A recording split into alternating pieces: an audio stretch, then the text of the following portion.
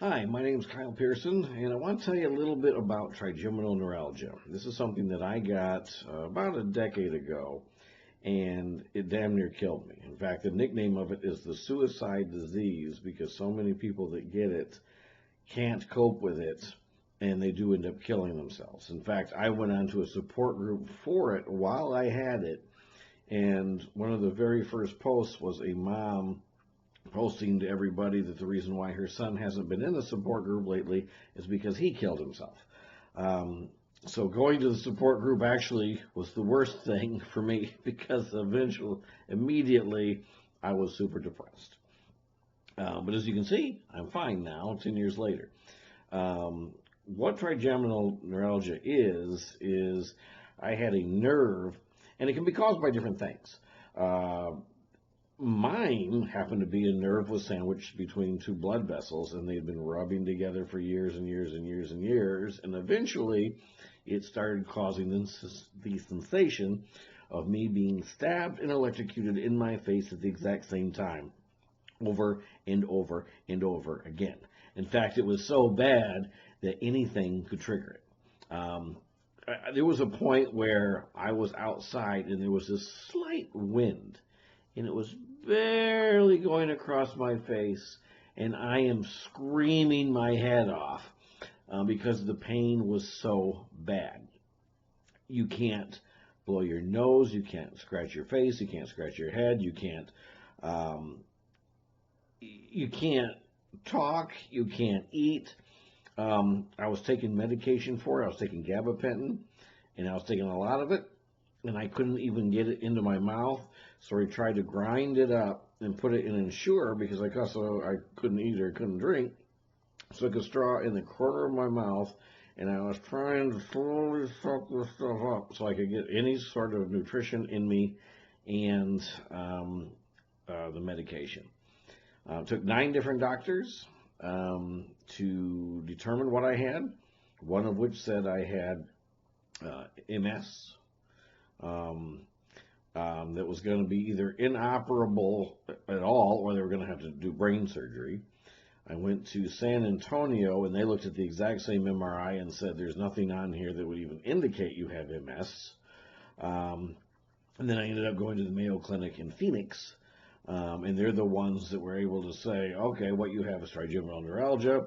Here's a video. We can do this surgery. You'll be good as new right after you wake up. So that's what I did. They ended up drilling a hole in the back of my head. They removed one vein altogether. The other one they glued to my skull, another part of my head, and then put a titanium plate in, sewed me back up, and I'm good as new. Richard Zimmerman, I believe his name. Richard Zimmerman. You'd think I would remember that name, the guy who saved my life. But he was the head of the board or something for trigeminal neuralgia and knew exactly what the situation was. But while I was going through this, it was just incredible. I mean, literally, I'm talking to my wife and I'm like, I mean, I could not open my mouth without screaming. I'd be in the car on the way to work. I'd be screaming. And then I was on so much gabapentin, my arms are moving, and I was sleeping all the time, and I would be eating cupcakes and Twinkies and whatever I could to try to stay awake when I was on the medication. But at one point, I think I was on 6 gabapentin a day, and the weekend I had the surgery, the pain started coming back again, and they said if I didn't have the surgery that weekend, I'd have to double to 12, and they said that's the max, and I can't even imagine being able to operate with 12 gabapentin. I mean, it was insane. But a lot of people have this. In fact, there was a CNN story, I believe, about it, and this young girl had it, and they thought she just wanted attention because she was screaming all the time, so they didn't do anything about it, and so later it was diagnosed. I mean, you can't live. I mean, try to go through your day without moving anything on your face or having a breeze touch you or, washing your hair or I mean, I couldn't do anything. And I think one of the dentists I had was aware that maybe what it was because I had had a tooth removed earlier, and I think they thought maybe they caused the problem because they were all of a sudden they closed the door when I was talking about it, and they said, well, you never said anything about a pain before, and I'm like, yeah, I was getting this. It started with a small pain because when I had cracked a tooth and I had lost the tooth, and they were putting in a crown, and at one point it just felt like the somebody was taking a little push pin and like tapping it. I'm like, that's annoying. And then it felt like they were like grinding it in there. So after they put the tooth in and the pain wasn't going away, it was getting worse. We thought maybe those two things were connected. And had the dentist drilled too far during putting the crown in, they could have caused it. But he didn't, and I went to other places and they did the MRI or an X-ray, and they're like, no, that's not what caused the problem.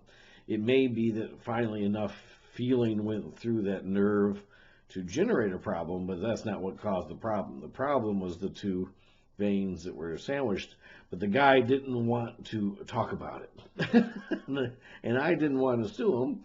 All I wanted to do was get the pain to go away.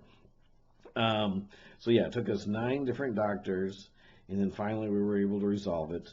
But if anybody you know is complaining all about a pain, it's like right here.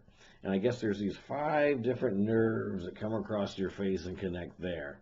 And that's why you can have any feeling anywhere, and once it hits that spot, boom, you got the pain. And I mean, they will scream their heads off. It's awful. But if you know anybody that has that, and I don't care what age they are, if the doctors can't figure out what it is, look into it yourself, and if you can get to a Mayo Clinic, do so. Or because I went to a couple neurologists, and the one that I went to in the town I was in at the time is the one that misdiagnosed me completely. So look into it because, yeah, I didn't kill myself, obviously, but there was one point where I had this bottle of gabapentin, and I'm like, if I take all this at once, this is going to go away. But fortunately, my wife was very diligent. She got me a doctor, got me surgery, and I'm good to go.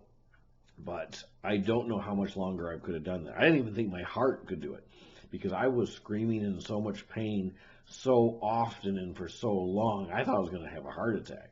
I was on the floor once behind the couch bawling my head off because I couldn't talk, I couldn't eat, I couldn't sleep. I mean, it was just, it was so bad. And, had I not got the gabapentin, I wouldn't have gotten to the surgery part. So it was quite the ordeal. It's rare. It's often misdiagnosed, something that I had myself.